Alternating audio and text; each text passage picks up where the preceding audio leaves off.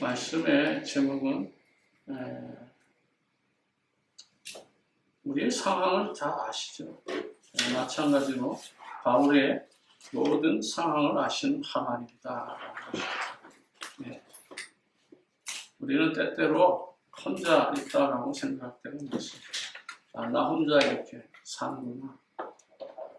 아무도 나를 도울 수 없구나.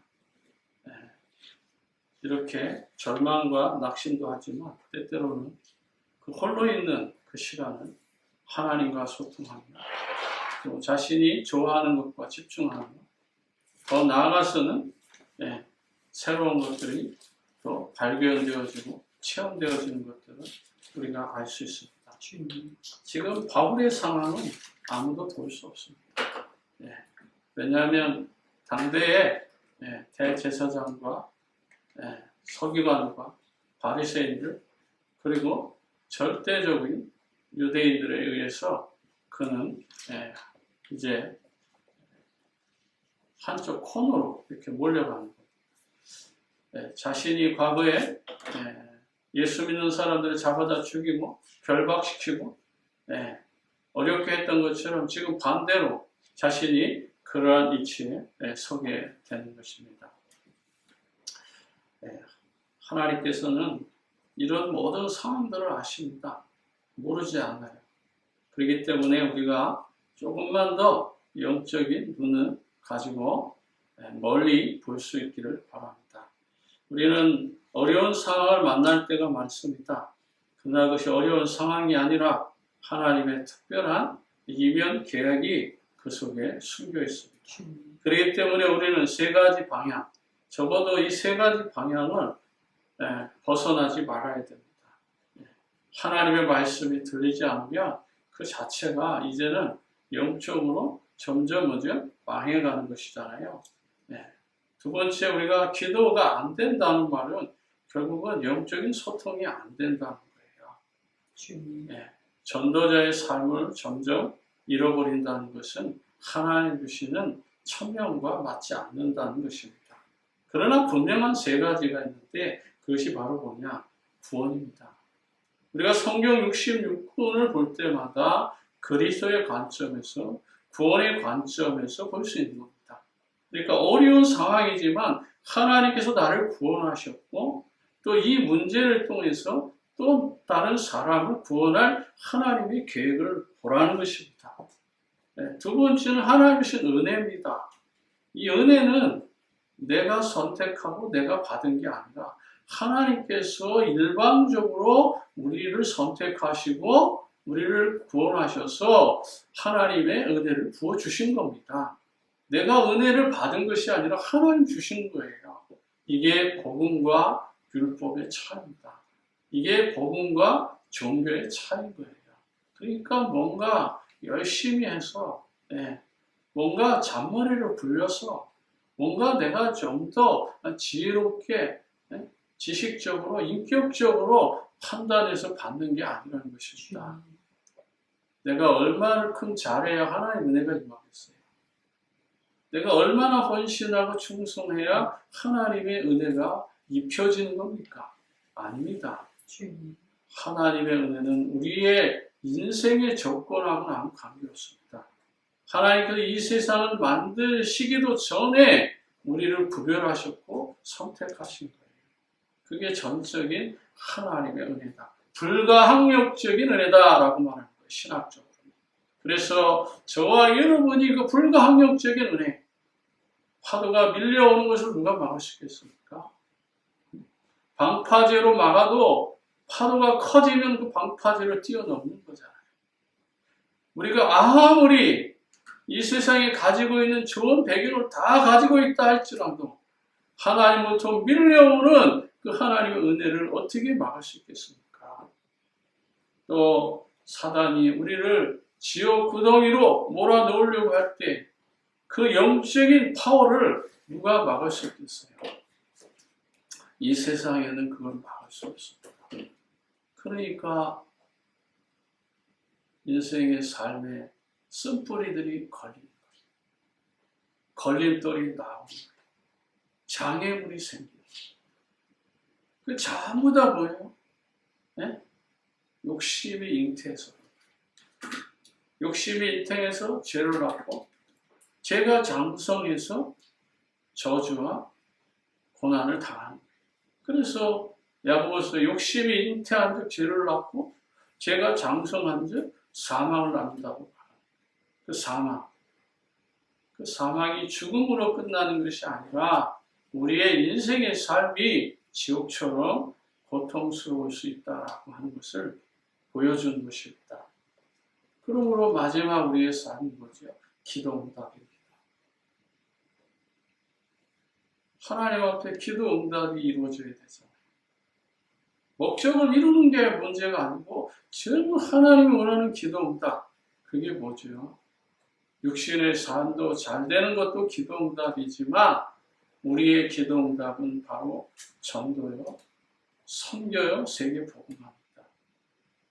더 구체적으로 말하면 절대 플랫폼, 절대 망대, 절대 안테나를 통해서 237 나라 5천 종족을 살리는 응답입니다. 그게 전도예요. 그게 선교입니다. 그것이 바로 렘넌트 운동이에요. 이것이 우리에게 얼마만큼 영적인 감각으로 내게 달아오느냐라는 것입니다. 그래서 237 나라 5천 종족을 향한 전도와 선교의 사명 속에 내가 들어가 있습니다. 이 세 가지 흐름에서는 절대로 벗어나서는 안 되는 것이다. 그래서 먼저 우리는 구원받은 은혜를 생각해야 됩니다. 내가 어쩌다가 어떻게 하여서 구원을 받았고 또 이 예수가 그리스도라는 이 복음을 듣게 되었는가. 여기에 대해서 여러분의 정체성이 회복돼야 돼요. 이게 안 나오면요, 이 정체성이 없으면요, 저 불신자랑 똑같아요. 저 종교인들하고 똑같아요. 저 기존교회 성도들하고 전혀 차별이 없고 구별이 안 됩니다. 비슷한 수준인 거예요. 어쩌면 그들보다 더 못하게 살고 있는 거죠. 왜요? 그래도 저 기존교회 성도들은 정말 하나님 앞에 온전한 모습이 있잖아요. 네. 헌신하고 충성하고 봉사하고 헌금하는 거 우리보다 더 잘해요. 네? 새벽 7시 일어나서 아침 9시 전에 가가지고 찬양 연습하고 또 9시서부터 주일학교 교사들하고 성가대하고 각 기관에 들어가서 봉사하고 찬양 관리하고 그들은요 아침 7시 일어난다고요. 제 동부교회 우리 장로님 댁에서 거의 3주간을 자는데 장로님 아침 일어나는 시간이 4시 반이에요. 그 시간에 일어나서 또 아침에 교회 가는 시간이 8시 반이에요. 아침 9시 예배를 드리고 또 그거 끝나면 11시 예배 드리고 오후 2시 예배 드리고 그리고 5시에 중기자 메시지 듣고 하루 종일 하나님 앞에 그렇게 올인을 한다. 여러분들의 삶 속에서 한번 생각해 보세요. 이런 사명을 감당하는 데 있어서 내가 노력으로, 내 열심으로, 내 열정으로 할 수 있다? 어느 날 무너지는 거예요. 그러니까 복음 받고도 이 그리스도의 복음을 완전히 깨닫고도 어느 날 시험에 걸리고 갈등하고 무너지고 넘어지는 게 뭐죠? 이 생각 자체가 영적이지 않은 거예요. 위의 것을 생각하는 것이 아니라 땅의 것을 생각하는 거예요. 네. 그래서 사도 바울이 말씀하잖아요. 로마서 8장에서. 네? 8장 3절 이후에 말하잖아요. 네? 육신의 일을 생각하는 자는 육의 일을, 영적인 일을 생각하는 영의 일을. 네? 그러나 육신의 생각은 뭐예요? 사망이요. 네? 영의 생각은 생명과 평안이라. 네. 영적인 생각을 하는 것이 뭐라고요? 그게 하나님의 은혜라고요. 그래서 많은 사람들이 이 구원에 대해서 착각하는 거예요. 그러니까 니고데모라든지 부자 청년이 예수님을 찾아와서 뭐라고 해요? 내가 어떻게 하면은 영원한 생명을 얻을 수 있겠냐라고 묻는 거예요. 이렇게 착각하는 거죠. 그러니까 내가 어머니 뱃속에 한 번 더 들어갔다 나와야 됩니까? 이렇게 착각하는 거예요. 예? 나는 예수님 말씀한 대로 모세 오경 그대로 모든 율법을 다 지켰습니다. 그랬을 때에 부자 청년은 뭐라고 말하죠? 부자 청년에게 너가 가진 재산을 가난한 자들에게 절반을 나눠주라 했을 때 그 돈 때문에 근심하고 예수님을 떠나가잖아요. 또 니고데모는요. 어머니 뱃속에 한 번 더 들어갔다 나와야 됩니까? 라고 착각하잖아요. 그런데도 불구하고 예수님은 끝까지 니고데모에게는 하나님의 말씀을 가르쳐주고 또 일깨워줘서 뭐라고 말하죠? 하나님이 세상을 이처럼 사랑하사 독생자를 주셨으니 누구든지 저를 믿는 자는 멸망치 않고 영원한 생명을 얻게 한다. 그 구원의 은혜. 부자 청년에게 임하지 않았던 니고데모에게 임했던 그 구원의 은혜. 저와 여러분이 회복해야 될 약속입니다. 그래서 베드로가 주는 그리스도시요 살아계신 하나님의 아들이라고 고백한 것이 베드로의 노력과 열심과 영전과 그 어떤 자기의 힘이 아니에요. 예수님 가르쳐 주셨잖아요. 하늘에 계신 하나님께서 너에게 알게 해주신 거라고. 내가 알아서 고백한 것이 아니라 하나님께서 깨닫게 하셔서 네가 고백된 거라고. 이게 바로 하나님의 구원의 은혜인 것입니다. 우리는 다 에베소서 2장 1절과 7절의 말씀대로 저 역시도 마찬가지로 과거에 어둠에 갇혀 있었잖아요. 화물과 죄 가운데 빠져 있었잖아요. 네? 이 세상의 풍속을 쫓고 본질상 진노의 자녀였던 나를 예수 그리스도의 은혜로 말미암아서 구원받은 거예요. 진정한 기도 응답은 뭐죠? 돈 많이 버는 거예요. 뭐 연구 실적을 잘 해가지고 뭐 최고에 속하게 되는 거예요? No. 그것은 하나님께서 우리에게 보너스로 줄 것들이에요. 그것이 우리의 목표가 될 수 없고 목적이 될 수 없어요. 우리의 기도 응답은 바로 구원입니다. 너희가 기도할 때에 성령을 주시지 않겠느냐? 그것이 바로 진정한 기도 응답이에요. 그래서 예수님이 말씀하는 거예요. 무엇을 먹을까, 무엇을 마실까, 무엇을 입을까 하지 마라. 이는 다 이방인들이 구하는 것이라. 너희는 먼저 그의 나라와 그의 일을 구하라. 이것이 하나님 우리에게 가르쳐 주신 기도 응답의 방향입니다.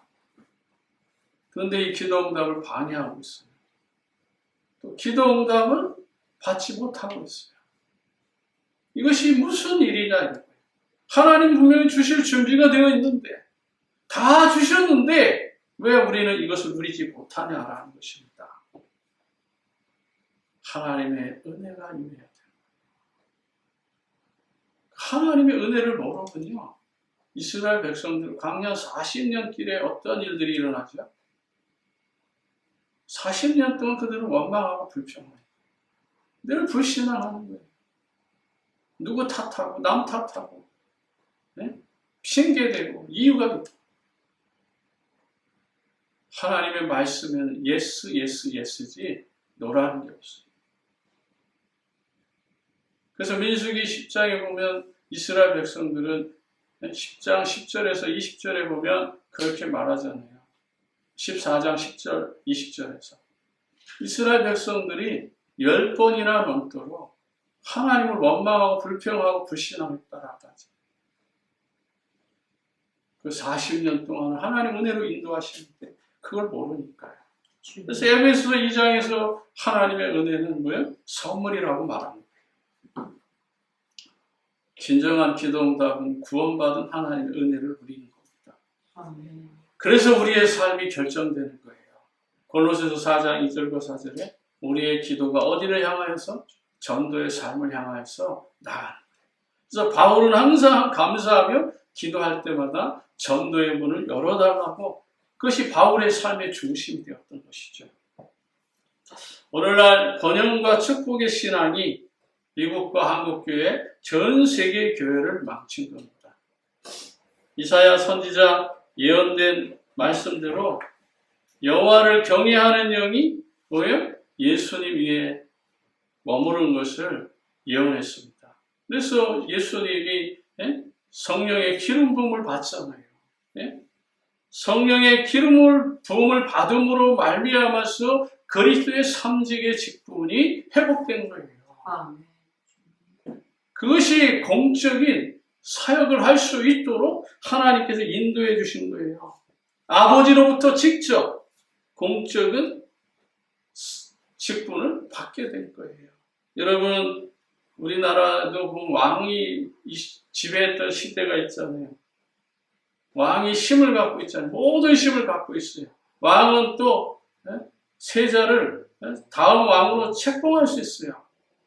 그게 왕의 권한이에요. 그런데 세자들이 얼마나 많아요.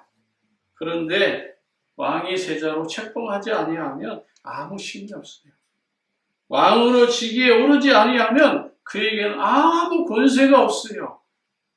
왕이 가지고 있는 권세는 하나님으로부터 공적 권세를 받아야 돼요. 바로 그래서 예수님께서 말씀한 거예요. 하늘과 땅의 모든 권세를 내게 주셨으니 성부와 성자와 성령의 이름으로 너희는 가서 모든 족속으로 제자를 삼으라. 그 하나님의 권세를 바로 예수님께 주셨어요. 그래서 우리가 예수 그리스도를 믿음으로 말미암아서 성부와 성자와 성령의 이름, 그 삼위일체 하나님의 그 힘을 가지고 현장으로 나가는 거예요. 저와 여러분들이 이러한 놀라운 축복을 가지고 오늘도 믿음 앞에 서는 겁니다. 그렇다면 첫 번째로 바울은 오직 예수 그리스도 복음만 증거했어요. 유대 동족에게 복음을 증거할 기회가 찾아왔어요. 그런데 이때가 언제입니까? 지금 유대인들이 지금 소요를 일으켜서 하나님의 말씀을 어지럽게 하는 자고 하나님의 말씀을 방해하는 자고, 다시 말하면 이단으로 몰아가지고 이제 바울을 감옥에 가두고 어쩌면 이제 유대교 대제사장이 끌고 가서 심판을 받게 하고 그리고 죽여버리고 싶은 그런 마음인 거예요. 그런데 지금은 이제 세상 로마의 법정에 서게 되는 것이죠. 이런 상황입니다. 그때에 바울이 지금 말하는 겁니다. 다시 말하면 복음을 증거할 기회로 삼은 거죠. 그래서 22장 2절에 그가 히브리 말로 말함을 듣고 더욱 조용한지라 이에 이르되 나는 유대인으로 길고 다소에서 났고 이성에서 자라 가말리아 문화에서 우리 조상들의 율법에 엄한 교육을 받았고 오늘 너희 모든 사람처럼 하나님께 대하여 열심히 썼다. 얼마나 열심히 썼느냐 라고 하면서 지금 말씀하는 거예요. 가말리아의 제자로서 최고의 신학을 공부한 나는 진짜 이 그리스도의 복음을 깨닫지 못하고 내가 예수 그리스도를 믿는 사람들에게 어떻게 했는지 너희가 알지 않느냐? 그 얘기입니다. 4절에 보면 이렇게 말합니다. 이 돌을 박해하여 사람을 죽이기까지 하고 남녀를 결박하여 옥에 넘겼으니 이에 대제사장과 모든 장로들이 내 증인이라. 또 내가 그들에게 다메섹 형제들에게 간 공문을 받아가지고 거기 있는 자들도 결박하여 예루살렘을 끌어다가 형벌을 받게 하려고 갔다 이 말이에요. 바울이 어떤 사람이에요? 예수 믿는 사람들을 자신이 박해하고 죽이기까지 했다는 거예요. 남녀를 결박하고 옥에 가두기도 했다는 거예요. 그러니까 바울이 나중에 회개하고 뭐라고 하죠? 나는 죄인 중에 뭐라고요? 괴수다라고 말해요. 죄인 중에 괴수와 같은 그런 행동을 했던 이 사도 바울이라는 겁니다. 예수 믿는 사람들을 대제사장의 제가를 받으면 사형도 시킬 수 있었던 시대예요. 유대교의 그 율법은 돌로 쳐 죽이기도 하고 눈에는 눈, 이에는 이, 그렇게 처참하게 징계할 수 있었던 그런 시대였어요. 사람 목숨 하나가 대제사장 권한에 의해서 파리 목숨처럼 사라지던 그런 시대가 이 말이에요. 죽이는 걸 부끄러워하지 않았단 말이에요. 예수 믿는 자들을 사자밥이 되게 하는데 그걸 막지 않았어요. 로마의 원형 경기장에 사자들을 일주일씩 굶겨놓고 그리스도인들을 로마 원형 경기장 중앙에다 모아놓고 동서남북에 있는 게이트 문을 다 열어버립니다. 그럼 그쪽에서 달려나오는 이 사자들이 배가 고프니까 어디를 향하여? 그리스도인들을 향하여 달려갑니다. 그러면서 그들을 가서 물어뜯습니다. 그래도 그들은요, 하늘을 향하여 있어. 마라나타 신앙을 가지고 웃습니다. 더 웃습니다. 더 즐거워합니다. 더 행복합니다. 그래서 로마 네로 황제가 더 화가 났던 거예요. 더 분노했던 거예요. 저들은 어찌해? 저 무서운 사자도 두려워하지 않느냐? 저들이 믿는 여호와 하나님 누구이길래 저렇게 기뻐하며 죽을 수 있느냐? 거기에도 화가 난 거예요. 사람이 그런 사자를 보면은 막 도망가고 살려달라고 막 발버둥 쳐야 되는데 그들은 그런 모습이 아니라 더 행복해하고 더 즐거워하며 웃으면서 죽는 거예요. 어린아이서부터 어른들 모두가 남녀노소가. 그것이 무슨 힘이겠어요? 복음의 십자가의 능력이라는 거예요. 이렇게 악한 행동을 했다 이 말이에요. 그러면서 뭐라고 그러죠? 대제사장의 공문을 받아가지고 이제는 다메섹으로 가서 거기도 예수 믿는 사람들이 있다는 소식이 있기 때문에 그들을 결박해서 예루살렘으로 데리고 가서 심판을 하려고 한다. 형벌을 받게 하려고 했다. 그게 5절의 말씀이잖아요. 그런데 그가 이제 6절에서부터 16절에 우리가 잘 아는 대로 다메섹에서 하나님의 큰 빛이 바울을 둘러쌉니다. 그리고 그가 거기서 꼬꾸라져서 사울아 사울아 내가 왜 나를 박해하느냐? 라는 소리를 듣게 됩니다. 그때 깜짝 놀라서 사도 바울은 주님 누구시다니까? 그때의 8절에 보면 나는 내가 박해하는 나사렛 예수라 하시더라. 나와 함께 있던 사람들이 빛을 보면서도 나에게 하는 그 말씀의 소리는 아무도 듣지 못하는 거예요. 그 빛은 전체 같이 갔던 모든 사람들에게 다 비치고 있었지만은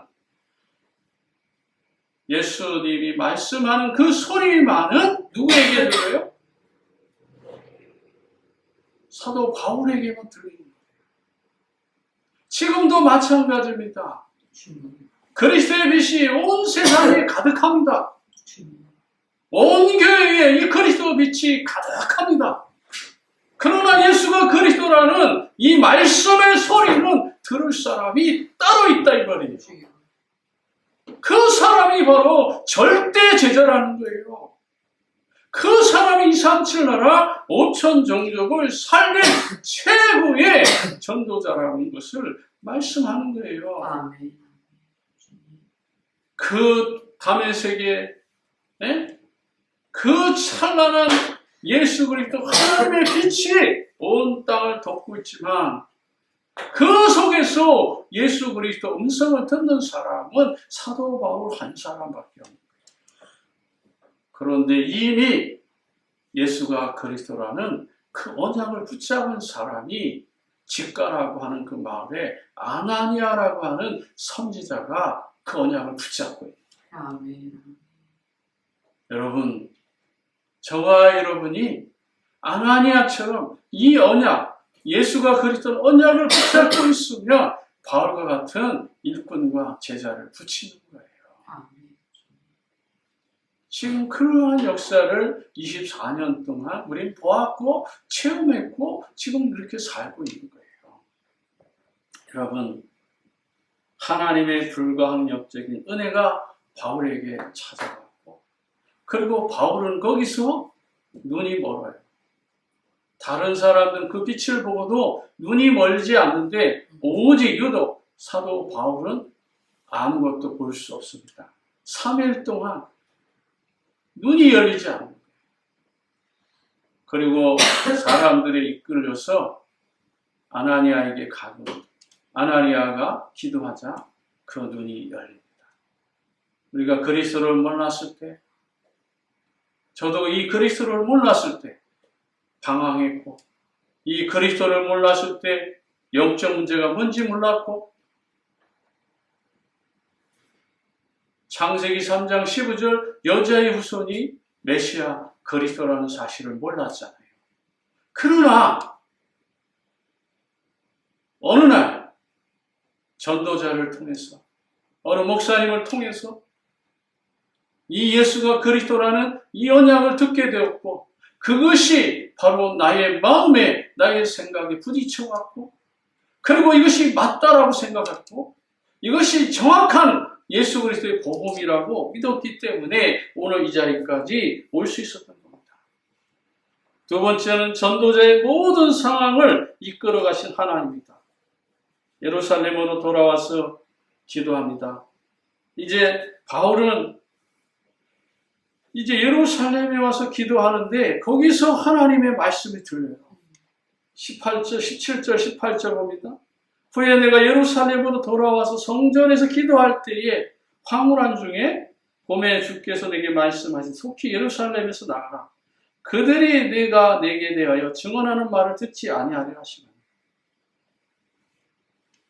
진짜 기도하면요, 예수 그리스도 복음 듣지 않을 사람을 알게 하시잖아요. 저 가짜로 지금 듣고 있구나. 저 예배 드려도 딴짓하고 있구나. 여기 있으면 안 보여요? 다 보여요.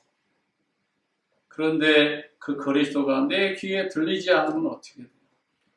어느 날 영적으로 멸망의 길에 서 있는, 율법의 자리에 가 있고요, 종교에 가 있고요, 인본주의 자리에 가 있고요, 신비주의 자리에 가 있는 거예요. 복음은요, 완벽한 거예요. 사람을 속이도 하나님을 어떻게 속이겠어요? 하나님 그거 모르시겠어요? 우리가 작은 이 머리 가지고 자꾸 잔머리 굴려봐야 아무 의미 없습니다. 그리고 19절 20절에 사도 바울은 당연히 고난을 받는 것을 당연히 여겨 고난을 즐거워했어요. 우리는 문제를 피하려고 하고, 문제가 오면 도망가려고 하고, 어떻게 하면 편하고 쉬운 길을 찾아가려고 하잖아요. 좁은 길을 가기보다는 넓은 길로 가려고 하잖아요. 그게 우리의 인간의 마음입니다. 그러나 바울은 22절, 26절에 많은 사람들이 어떻게 해요? 이제 한 팀이 돼가지고 완전히 사도 바울을 죽이려고 작정하잖아요. 네. 그래서 25절에 뭐라고 말하죠? 가죽줄로 바울을 매니 바울이 곁에 서 있는 백부장들이 이르되 너희가 로마 시민된 자를 죄를 정하지 아니하고 채찍질 할 수 있느냐? 깜짝 놀란 거예요. 당시에 로마 시민권자를 건드리면 어떻게 돼요? 큰일 납니다. 얼마 전에 저기 이라크 쪽에서 우리 미군 3명이 죽었잖아요.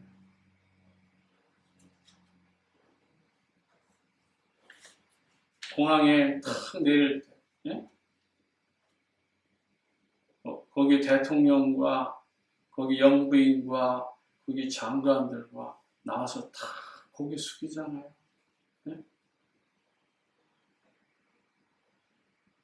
그리고 반드시 그 대가를 치르겠다 하고, 그리고 일주일 뒤에 그대로 공격 딱 하잖아요.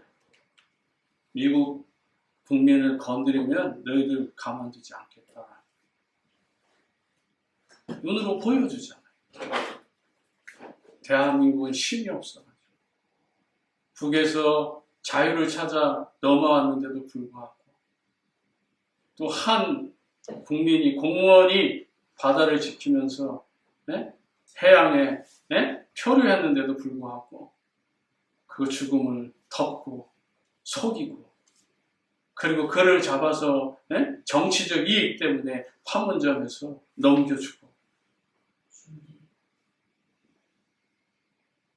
로마 시민 한 명이 어려움을 당하면 그때는 군인 몇천 명을 데려다가 그 지역을 다 쑥대밭 만들었어요. 그런 거예요. 그러니까 로마 시민권자라고 딱 말을 하는 순간에 이 백부장이 천부장에게 달려갑니다.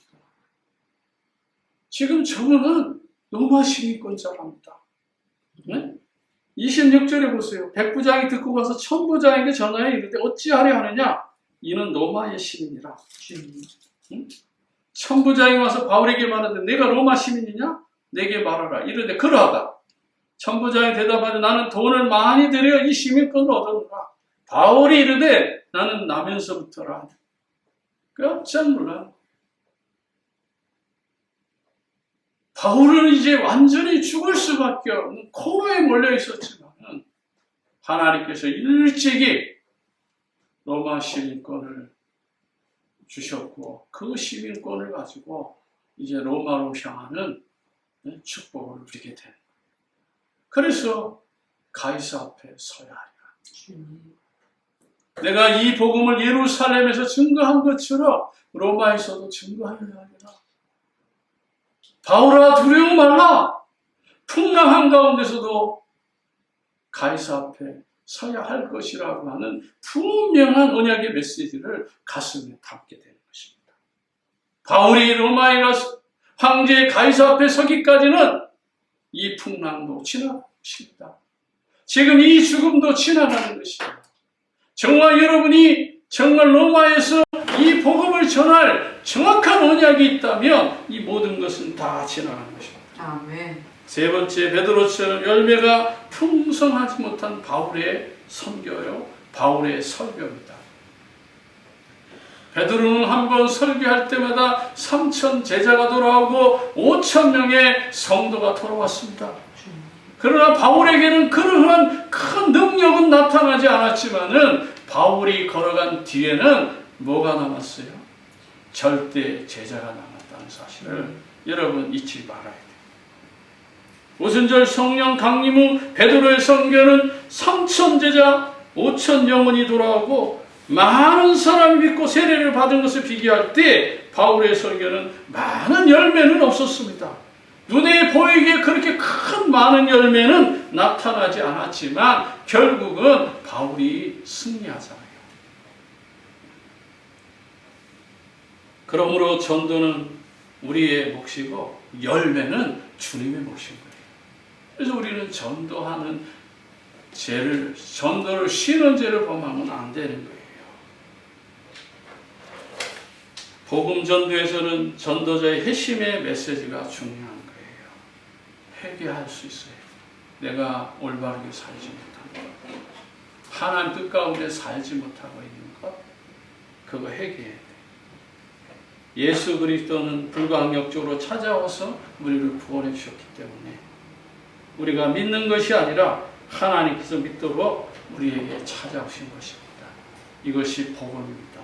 이제 말씀을 정리합니다. 바울을 공경에 빠뜨렸던 유대인들은 여론에 밀려서 백부장은 바울을 채찍질하고 신문하려고 가죽줄을 꺼내들었습니다. 바울이 고난당한 것을 알고 계신 하나님, 바울의 사명은 전도와 선교이므로 별다른 어떤 어려움도 흔들리지 않습니다. 그래서 복음 증거를 위해서 이제 결정적인 시간표에 로마의 시민권자라고 자신을 드러낸 것입니다. 분명히 하나님께서 미국에 살게 하셨고 또 미국의 영주권자와 시민권자로 살게 되는 것이 분명히 이유가 있을 것입니다. 어찌하면 이런 절대 위기에 분명히 하나님께서 복음 증거를 위해서 우리에게 주신 적이 있습니다. 많은 사람들은 영주권을 사기 위해서 저 닭공장에 가서 일을 하고 저 오리공장에 가서 일을 하고 또 몰래 기업에 사람들과 짜고 돈을 3만 불, 5만 불씩 주고 사고 있습니다. 이 미국에도 그런 사람들이 많아요. 실제로 가서 닭공장에 가서 일을 하면 아무 문제 없어요. 저 오리공장에 가서 실제로 일을 하면 아무 문제 없어요. 그러나 돈만 많이 주고 영주권만 받고 몰래 빠져나오는 이런 사람들도 많이 있어요. 돈을 주고 영주권을 사려고 하는 거죠. 당시에도 로마 시대에도 그런 사람들이 많았어요. 오늘 그 천부장이 막대한 돈을 주고 로마의 시민권을 샀다고 하잖아요. 그러나 바울은 저와 여러분은 그러한 방법 안 써도 되는 거예요.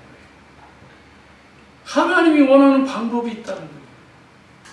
우리의 사역도 마찬가지예요.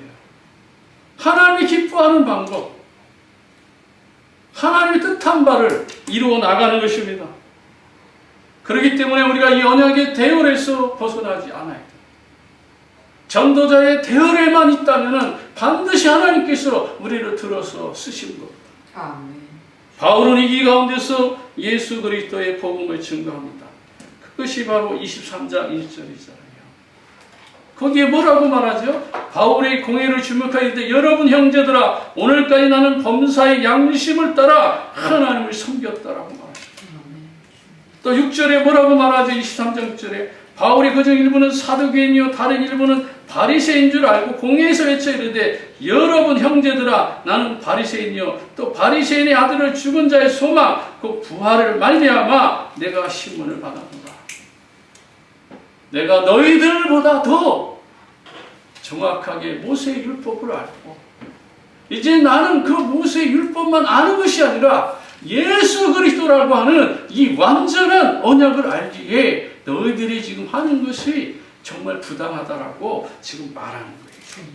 여러분, 저와 여러분이 어떤 어려운 환경에 있다 할지라도 흔들리지 않고 믿음의 삶을 이어나가는 전도자들이 되기를 진심으로 축복합니다. 기도하겠습니다. 하나님 아버지 은혜와 사랑으로 오늘도 말씀 주시고 이 말씀 가지고 어떤 상황에도 우리가 흔들리지 않고 전도자로 일어나 빛을 발하게 하옵소서.